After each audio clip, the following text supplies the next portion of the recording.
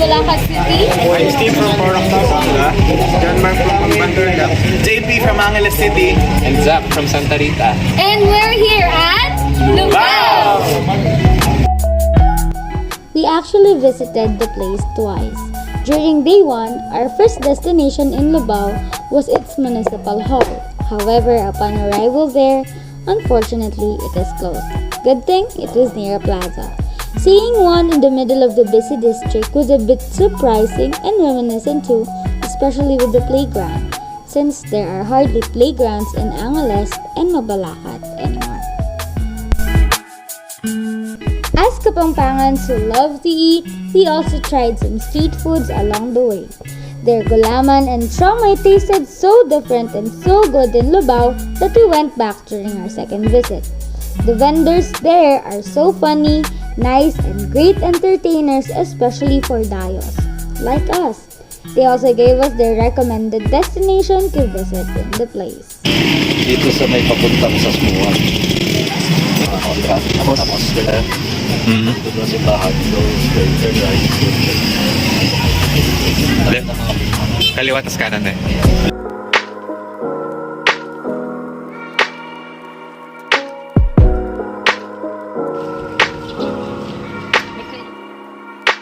Hi guys, we're here at San Agustin Parish Church in LUBAO, where most people are predominantly Roman Catholics.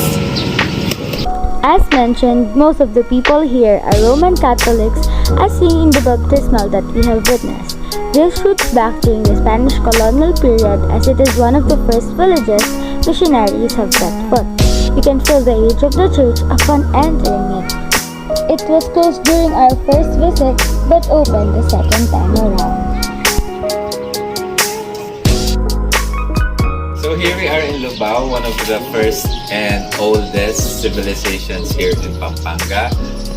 The descendants here are from the famous Russia or Raha Soliman, Raha Matanda, and Raha Lakandula. And this is also one of the first municipalities established here in Pampanga. Known as the cradle of Kapampangan civilization, LUBAO has many industries such as the seafood or fisheries that you can see in the video. We were amazed at the view while driving, but sadly there wasn't the space for the cars to park. We were told that every morning many people jog around the area. We're now here at LUBAO's Municipal Hall, which is located near LUBAO's campus. Did you know that LUBAO roughly translates to Baba because of this municipality's topography, which is equivalent to 0 to 3 meters, and it was actually named by the early Kapampangan settlers when they first came to Pampanga. We were shocked to know that there's another municipal hall in LUBAO, which is why the other one was closed when we got there. Our next location is probably the most well-known destination in LUBAO, which is LUBAO Bamboo Hut and Eco Park.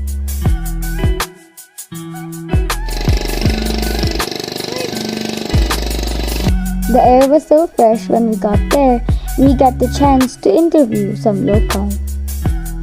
Nag-okay po ba talaga? Kung ang sabihin mo daw? Kaya mo kultura na kasi ng LUBAO. Masayawan to. Pamakyate. Bayan siya. Overall po lang kung ang sabihin mo. Galing ilang years na makatok na po kayo nito. Wala mong... Kaya ko na po rin nakontas pag maragod kayo kasi makatok ng clinic ko na rin. Kaya po clinic ko yung kaso.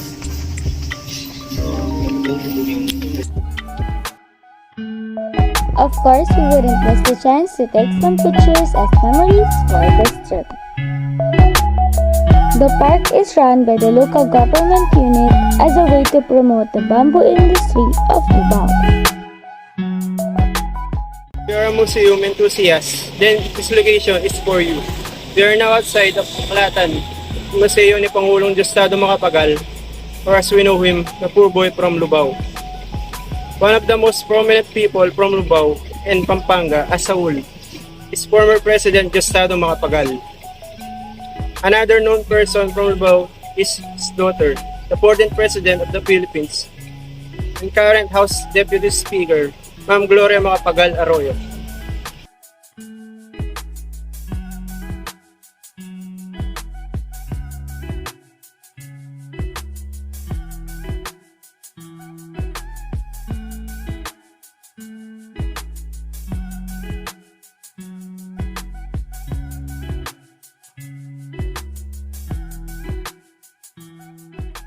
And the last thing from our list, Of course, we cannot end this trip without trying the food of LUBAO. So we're now here at a very local Tirinderia to try one of Pampanga's best food, which is Sisi and pancit pisado with rice. Yes! let's dig Ayun na in! po.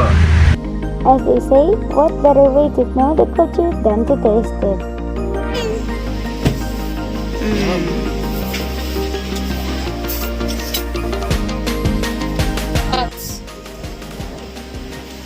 So compared to when I was in Laguna, I think that they use a lot more spices here in the north. That's why it's much more, the flavors are a lot stronger. But I think it's a matter of personal preference. Which do you think is better?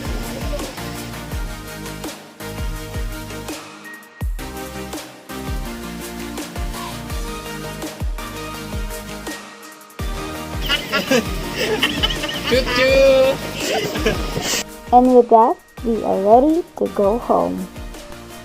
But wait, So what are your thoughts while exploring the whole municipality? Because that LUBAO is actually like a small place that does not actually have infrastructures that are same in the whole city, but there are actually a lot of tourist attractions that people can visit, such as this place, which is